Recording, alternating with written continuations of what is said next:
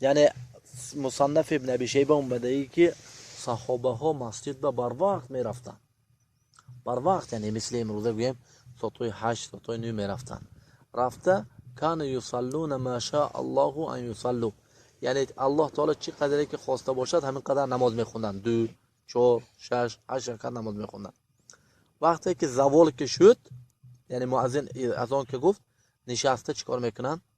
امام یعنی انتظار شده به خطبه امام گوش میاندازن. فهمید؟ هم به پیش از جمعه 2 رکعت یا 4 رکعت سنت نیست. این حدیثی اومده که مستدرک حاکم به این حدیث ضعیف.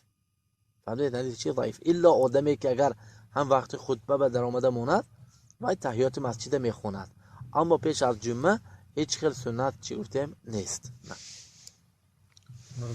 آیا با فوتبالکا و شورتی که لیکن استگش لباسوی خانگی پوشیدن همین که نماز خوندن جایز نیست؟ یعنی نماز گفتیم که یعنی چه؟ نمازان گفتیم خاص ها؟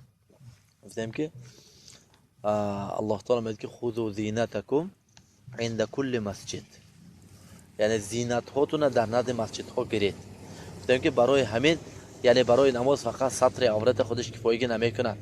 گفتیم که یعنی ابن عمر و عطیه اکشن صحابه برای نماز از همه قیمت‌ترین لباس ها داشته بودن.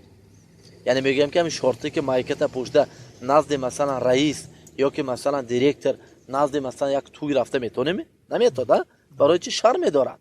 پیش انجا اصلا بهترین لباساشو میپوشد. حتی نمازند نزد رب العالمین نمیرسی، چه خیلی مثلا به این چیزات که تنه میری. برای من انسان باید که سر لباسش وقتی نمازند چی باید که اهمیت یاد. آیا تلفن هایی که در نشانه قرآن است به حاجت خانه در آمدن جایز نیست؟ مثلا تا گفته شده یعنی عموما ممکن جایز.